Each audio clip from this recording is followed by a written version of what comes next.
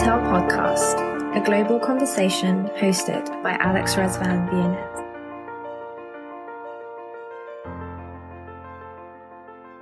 Hello and welcome back to another episode of the Retail Podcast. Today I am very fortunate because Alistair, who you'll meet in a minute, is traditionally flying around the world, all the US where he's based, meeting retailers and crafting, in my opinion, the future of retail.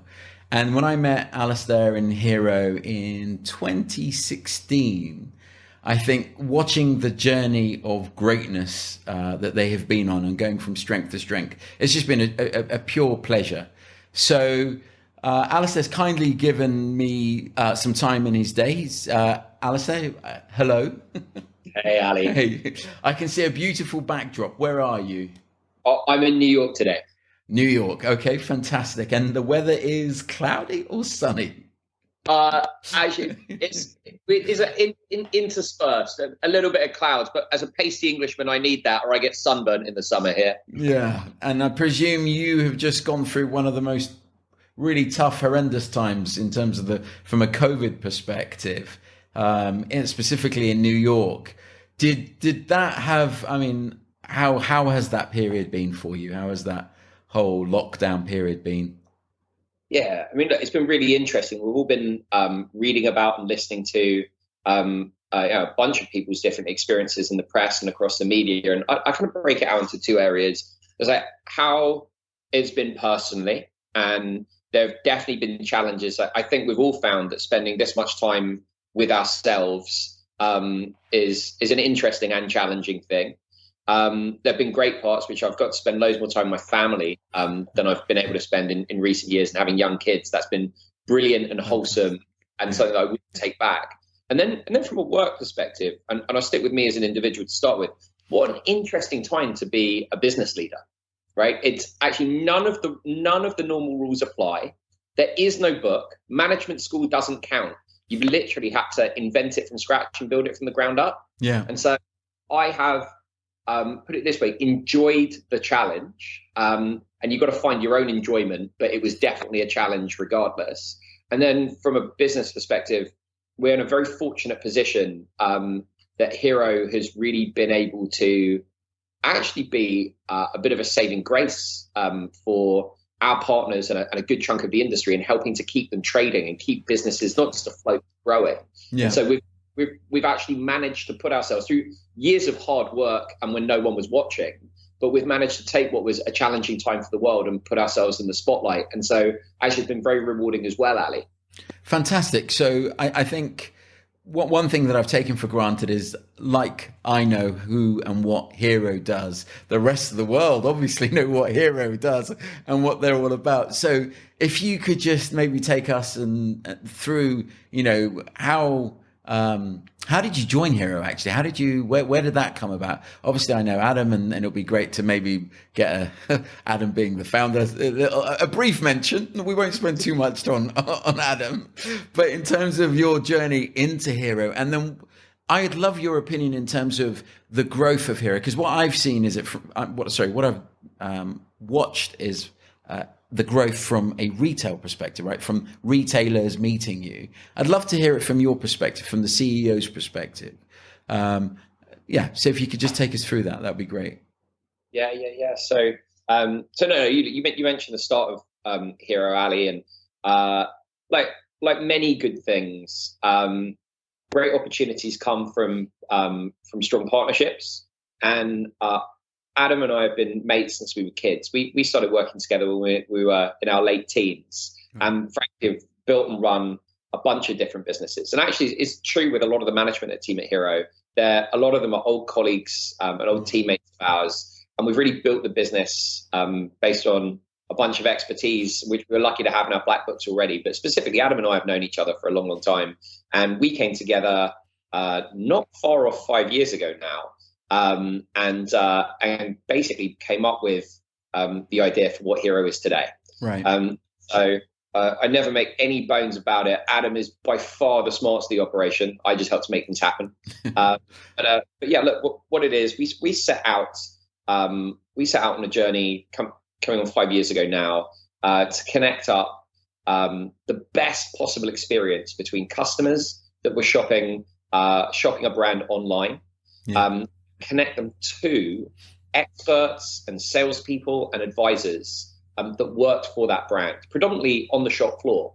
But the interesting thing has been more recently, of course, there's been no shop floor to work on. The stores have been closed, and a lot of employees in retail have been furloughed, but actually not for partners running Hero. So brands that already had Hero deployed have been able to keep their colleagues from the shop floor working and selling to customers that have been buying from their website at quite an increased rate. So the nutshell is Hero's connecting up customers while they're shopping digitally with all the experts and salespeople that can help them make the right purchase for them. And we've really built out not just a business, but helped to grow the sector around virtual shopping, live shopping, and conversational commerce. And as I said, about a 5-year stint so far. How have you found culturally people sort of switching from physical? I find that obviously in Europe we have a way that we consume digitally, and in the US. But how have you guys crossed the pond and led with that sort of digital first experience? Yeah, what an interesting question. There is a great quote which I'll butcher and then not be able to attribute to the author, but it's something along the lines of, first they ignore you, then they laugh at you, then they hate you, then you win. Yeah. And yeah. We've definitely been through a not dissimilar cycle over the years with that, which is, I remember in the early days turning up and talking to some potential partners about the idea of connecting up the best parts of their business, all of the growth that they're seeing in e-commerce, with all of the rich experience that they have in store. Yeah. And frankly, there are a bunch of people that just didn't reply to the email to start with, and that's fine, like when you're starting any business. And then, you do get in, you get your first few breaks and introductions, and you show them your initial product, and you get a lot of nods and smiles and thanks, we'll talk to you next year or never. Yeah. And then you break through and you actually get your first few wins, and you launch pilots and programs, and you get your first set of results. And of course, the people that didn't jump on the train in the early days dislike the fact that you have had some successes. And we're at a point now where we've surpassed all that. And really, I'm delighted to say that I'm watching not just for our business, but for all the businesses in the space. This is an investment that is good for the industry, and it's good for the partners, for retail brands to be spending money making the connective tissue between what their customers want and what their people are able to deliver. It's just the right thing for the future. And so I guess those are some of the challenges, but all of them have been converted into opportunities over the time. What's the features in terms of, obviously, if we just sort of take a bit of a deeper dive, and the reason I think it's really clear, the reason why I love this whole idea or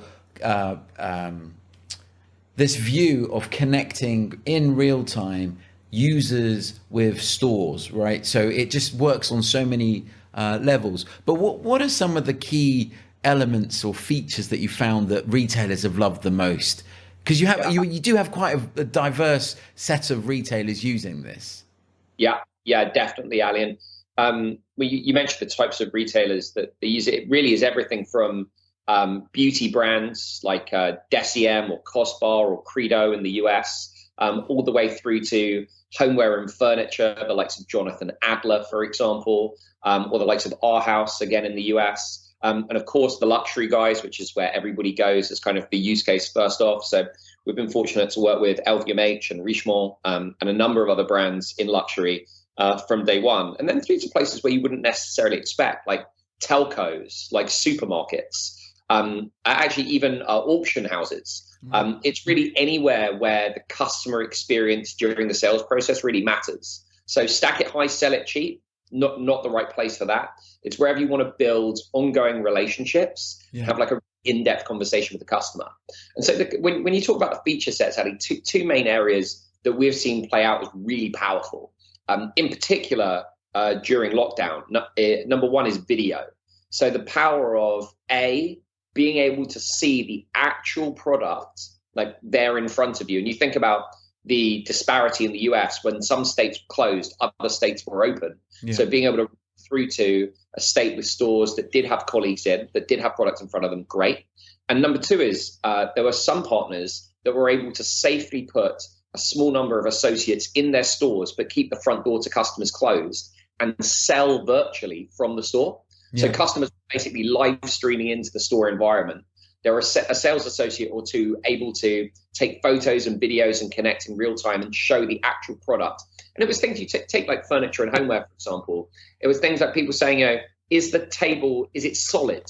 That's not something you can really communicate well in a product description. The sales associate would sit down and actually knock on the wood and show you the side of the table and the underside and how it was put together. And would see $8,000, $9,000, $10,000 purchases going through an e-commerce, which was previously up. And then the other one, which is quite important, is you think about all those thousands, hundreds of thousands, if not millions of employees across America that were pretty unceremoniously sent home during furlough. There was very little warning. Stores just closed. And of course, that meant that payroll all but stopped for the majority of them.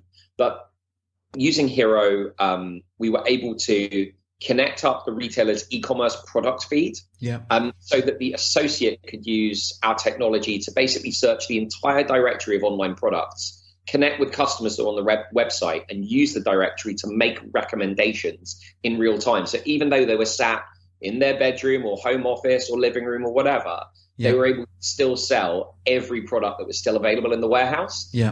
And of course, they had absolutely nothing in front of them, but they had all the training to do so. So those have been really powerful. We've been really pleased to see those features and functions playing out for us the past few months. Yeah. Do you find, in terms of the whole sort of shopping as entertainment, I'm sure you sort of observe, like I have, the Singles Day and how live streaming in Asia is sort of, and you see these pictures of thousands of associates behind cameras. I mean, how far away are we from that in terms of every retailer? I know you would love every retailer to be live shopping and streaming, but you do look at what's happening on Singles Day and you do look at the live stream. But again, it's been So you tell me how do you see that?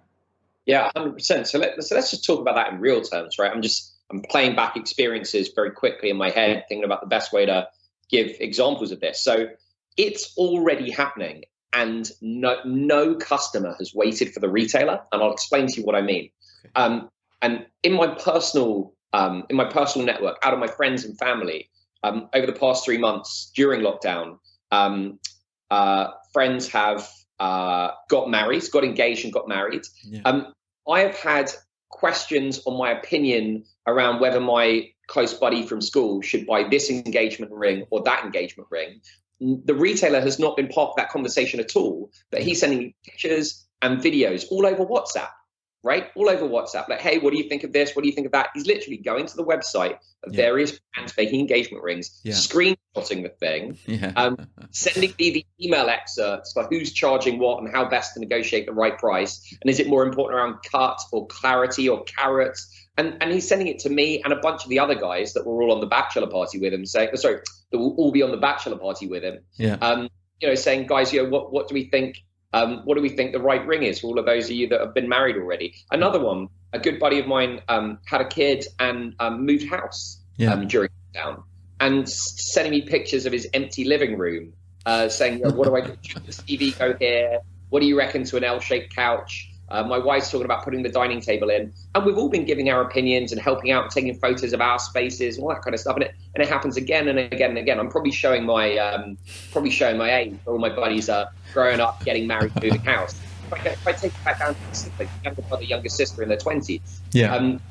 My sister's sending me pictures of outfits she wants to wear to the joint birthday party that we've have when I'm back in the UK and we're together. It's that kind of thing. It's all of the sharing's already happening. But to your point up front, I see few, if any, Western brands making that collaboration and sharing really easy. And it's just come next. The consumer behavior is already there. Do you look at so in terms of the evolution, so I love what you're saying in terms of framing it in the sense that we are already digitally connecting. We are already in the live stream. It just happens that stream or that connection or conversation is with friends, it's with families, it's with groups. And now through the whole lockdown period, it's via some form of video conferencing platform, whether it's Teams or something else. So it's interesting that you're saying that psychologically we've culturally shifted to that, right? Yeah. So, and what's now missing is the retailers or sort of in a major way tapping into those sort of conversation styles.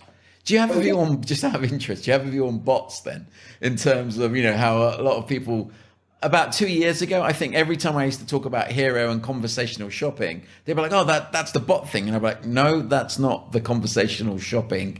Where would you feel sort of, maybe a better way to call it, automation? Where do you see automation or AI fit in this journey? And do you use that? Yeah, what an interesting thing. So definitely was a hot topic in the industry. I think that a lot of the initial press coverage and perhaps like first manifestations of AI, bots, artificial intelligence, I think it was too simplistic and too rudimentary. I'll explain to you what I mean by that. I think what we've probably proven as a society over the past half a decade is that having a computer sell to us or trying to buy from a bot is not an enjoyable experience. Yeah. There's no understanding or subtlety or humor or sarcasm. It's literally what you see is what you get, and if this, then that scenario. Yeah. Does that mean that that data and AI should not play a role? Absolutely not. It should be a lot more, in my opinion, it should be a lot more back office than front office. So I don't see the future. I think bots have become less and less relevant to an interaction point with the customer around sales. Can it help triage customer service? Absolutely. Everybody phoning up the airlines to cancel their summer travel plans? For sure, a bot can help with that, because it's coin operated. You give an input, you get an output, it's done. But should it be proactively selling to customers? Probably not. Where you could see a bot serving a lot more purpose is in informing the colleague in the business on what action they should take next with the customer.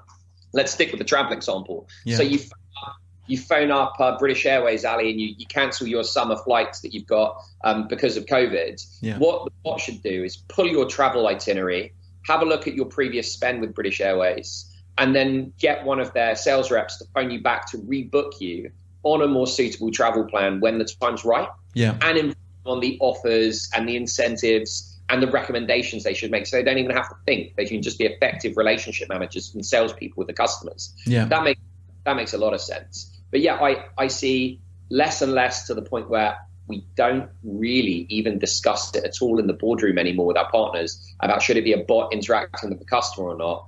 What it comes down to is how can you maximize the number and quality of relationships between humans, between colleagues in the retail brand, customers wanting to interact with those colleagues. Does that make sense? Yeah, absolutely. Absolutely.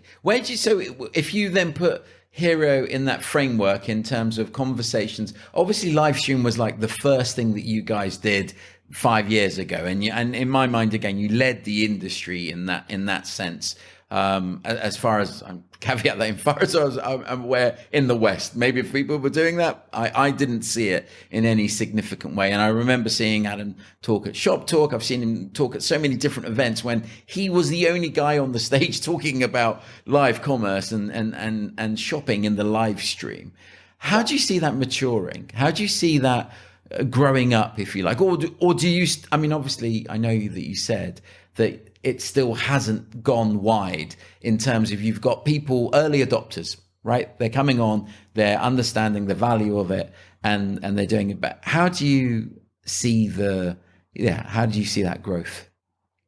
So it's interesting. I see it's like people used to ask, when is the year of mobile? And you play it back and say, well, when was the year to be, right? It's like you don't know it until it's already past you. Yeah. So I think the adoption curve on this is already way ahead of where a lot of industry expectations are. Yeah. And I think I know for sure from a Hero perspective, you've already got hundreds of brands using technology just like this. I think next year you'll see thousands, and the year after you'll be into tens through hundreds of thousands, and it'll be ubiquitous. Yeah. And that kind of aggressive growth curve that I think that we'll see. But outside of live streaming, it's quite interesting.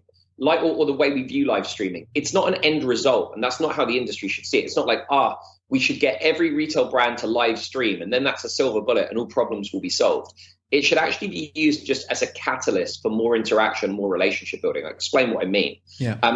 Being able to have a live stream with a colleague in a location that can show you the physical product will give you higher confidence, particularly in times like COVID. I'm not going to be shopping for fun right now. I don't want to go around 20 stores without a purpose to kill an hour. Yeah. Quite the opposite. I definitely have consumer needs. There are things that I want to and have to buy. And when I go to that store, it has to be in stock and I want them to be ready. And to be frank, if I have questions, I want them to be armed with the right answers to get me in and out quickly and efficiently, right? Yeah. And so do I want to see the product in advance? Absolutely. Do I want to have a connection with a named individual that I would go on and meet in the store and continue that dialogue with? 100%. And I tell you where I think live streaming has turned really powerful. We announced a partnership with Google recently, Google Business Messaging, where basically you can, from a search listing, tap to message that business. So you type in the name of a retailer, say Rag and Bone, just as a hypothetical example. It will bring up, there'll always be a listing on the right showing you the nearest location and some customer reviews and opening times, that kind of thing. You can, from a message button, tap and begin to interact with that store, and they can start sending you that rich media, the video, the picture, and so on, all to drive your intention to actually then turn up in that moment and make purchase. So it's just like building a bit more of a. So is that an intent to drive footfall to the retailer through?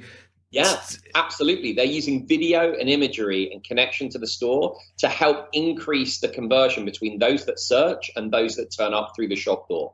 Got you. And for those who are in the UK and then don't know Rag and Bone, because I don't think they've got a showroom in the UK, right? No, they're like premium apparel. They would probably be in a not dissimilar category to a John Barbados and All Saints. Got you. Again, all depends on personal taste, but I think they make great stuff. No, I do as well. I had the great pleasure of meeting them at NRF when they came to the Microsoft stand. Yes. Okay, in terms of one of the things that's really surprised me, given the length of period that this has been, is e-commerce, and how e-commerce, where you would have thought, early 2000s, people building their e-commerce, getting their channels and, getting everything up and running. But how many retailers were caught short with having effective e-commerce platforms? Now, I don't know if that's just, a anecdotal thing in terms of some of the conversations I've had have made me think, oh my God, I thought this thing was in a better shape than it is, as you are seeing. So how do you see in specifically e-commerce and in retail, is e-commerce, have people got it locked down? Is it something that people have said, our e-commerce platform is done now, we can, look at other things? I'm just curious in your perspective. Yeah, I think the sentiments move from in the boardroom at large business, like national, international brand level, them thinking we've got e-commerce locked down. It's between 10 and 20% of our gross revenues. That's great. It grows a couple of percent year on year, which is good compared to declining footfall. But it's, why do we need to change it? We'll just continue to make the same investments each year and try and kind of manage for efficiency. Yeah. And then, of course, COVID happened and it turned into the only revenue stream in the business. And it went from 10 to 20% of your revenue to, as I say, virtually 100% of revenues. And you start to look at the early data coming back from China, where they've gone through their lockdown and reopening process, and e-commerce has kind of re-plateaued, but not at the 20% level. It's like 40+% level of total revenues being billed by the brand. Yeah. So it kind of doubled overnight.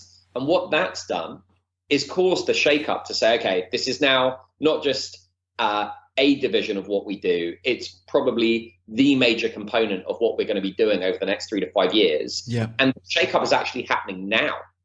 Saying, okay, how do we reinvest in this channel? What do we need to plan for and for the unforeseen? So how do we deal with things like all of a sudden shipping has become more important than ever before? Stock availability from warehouse, right? Yeah. Ship from stores suddenly has taken a back seat, and your warehouse management, inventory management, suddenly really important. Product descriptions and on-site marketing. Really important.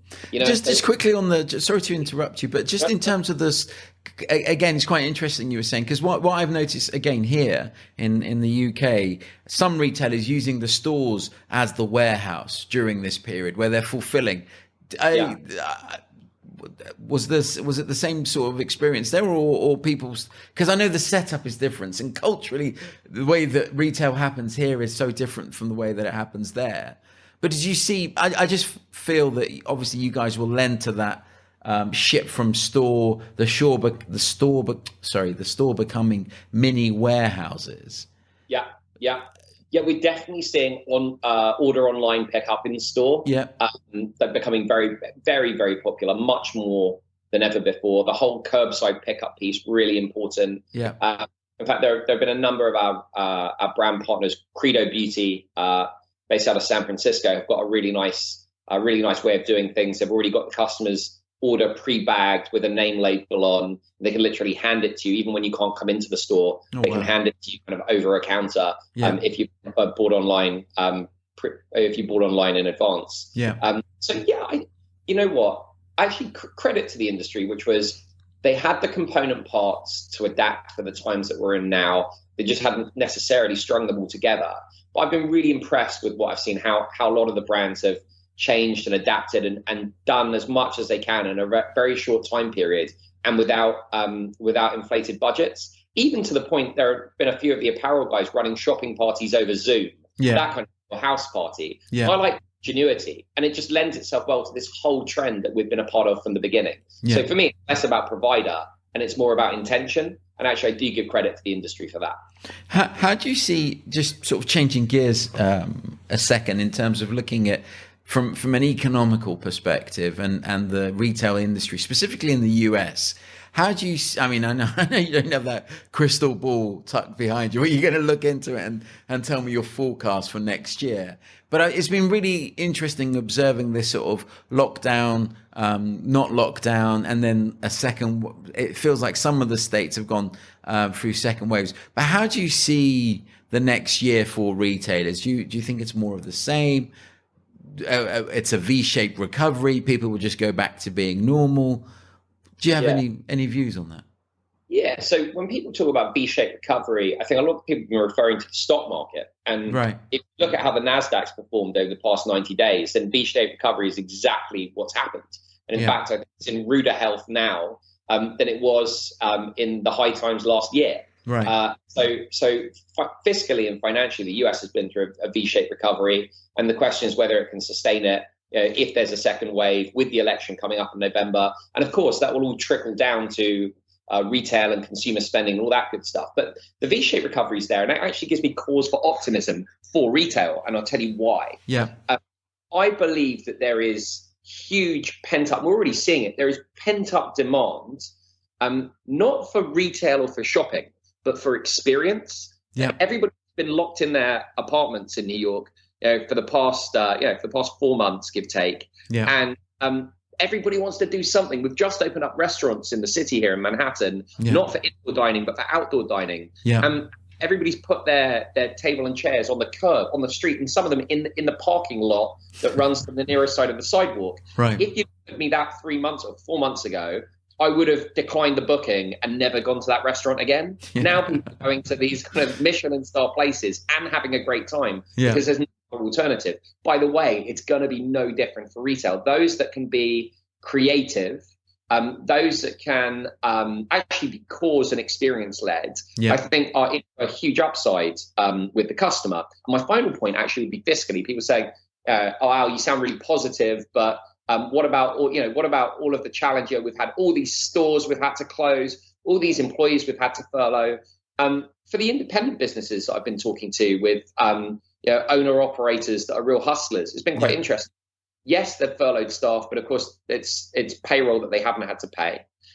Yes, they've had to close their stores, but by the way, they've gone straight back and renegotiated with their landlords. And the interesting thing that's come from e-commerce is that some of these owner operators have figured out they can be more profitable by selling digitally and not having all of the fixed overhead of an external business, a physical location. And they're going to drive that part of their business forward now for the next 12, 18 months. So actually next year, there's a ton of upside, which brands, if they run towards it, can capitalize on. Yeah. And of course, that said, with me tempering it by saying, of course, it depends whether there's a second wave. Of course, it depends on how the US behaves around the election. But I actually see 2021 as being a big potential upside from a profitability perspective, from brands that are heritage legacy with a load of dated cost. No, I mean that's a great perspective, and I actually can see a lot of the elements of that and how it could play true. But obviously, you've got these two big events: the election and potentially second wave coming on. We're coming towards the end of the podcast, so I want to be respectful to your time, and as we go through, in terms of looking at Hero and looking at the future of Hero, where would you like Hero to go from? Obviously, you've gone from strength to get to here. There is that horizontal growth. Is there anything you can, because I appreciate that some of this might also be your secret sauce, the stuff that you're working on in your laboratories, that this is the stuff that you potentially may not be able to share. But is there, where do you see the future for Hero? Yeah, Ali, great question. And for us, we're really focused on being the ultimate sales technology for anybody looking to sell, whether that's in bricks and mortar or online or both. Got you. And so, our future is on helping to empower and support those businesses that are going through change, those that are closing stores, those that have had furlough staff, and those that are starting to build their brand today. Because, by the way, there are many, many of them. Just go and pull a report from someone like Shopify, and you'll see they're going through double-digit growth. Yeah. Where are all these merchants coming from? And it's how do we enable all of these business owners and brands with large aspirations, whether it is bricks and mortar or online only, and combine the best of both. And so for us, it's like doubling down on our strategy that we've always had around connecting up shoppers with the most knowledgeable people about that brand and product and business. Yeah. And I think probably starting to remove the onerous requirement for there to always be a bricks and mortar presence, because sometimes there will and sometimes there won't, but technology can more and more step in to facilitate that experience going forward. And that's our big focus. So I know one of the things that Hero has been great at is data capture, and I can only imagine the amount of data that you have. How do you see the use of that data, not in the sense of from a privacy or security perspective, but in terms of, I remember once in terms of maybe enabling new markets, or how do you see the growth of your data, and what sort of plans do you have in that area? Great question, Ali. And if we're to put a lens on of just being forward-looking and proactive, and we put to one side, of course, all the real challenges and spiky issues around data that are being discussed always, and especially now. Yeah. I think it's quite interesting, the type of data that our industry, the e-com and online transaction space, get access to and have knowledge of, and being able to play it back to the retailers and the brands and the owner-operators and show them where their opportunities are to drive further growth, and perhaps bring together a couple of tangential industries like banking and finance to the retailer, and be able to help them underwrite more considered, less risky small business loans based on the increased sales that the tech businesses know they can help that retailer bring. I just see it as a big opportunity and for everybody to benefit. Now, it's a little bit of an arm's reach right now. It's not here yet, but I've been interested to watch the likes of Affirm and Klarna and Afterpay, that whole ilk, and what they can do for customers. And then starting to look at what Amazon are also doing in terms of their small business loans program. Shopify also announcing a similar thing. And I'm wondering who else could contribute in that area. Very interesting. So you see your data basically unlocking new, I'm putting words in your mouth, but unlocking new markets in that sense. Yeah, why not? And enabling smaller retailers to potentially get finance to come on board, to expand and grow. Yeah, absolutely. Wow. Absolutely. See it as a future. That's wonderful, and a great note to finish on. Alistair, I thank you once again. I appreciate that you given the situation, given the crazy world that we're living in, to cut out this time to have a chat has been brilliant. I look forward to the next time we meet. Hopefully, maybe next year at NRF, if there is an NRF. But we'll only be optimistic. I'd love that. Thanks, Cheers. Al. The Retail Podcast, a global conversation hosted by Alex Rezvan, Viennet.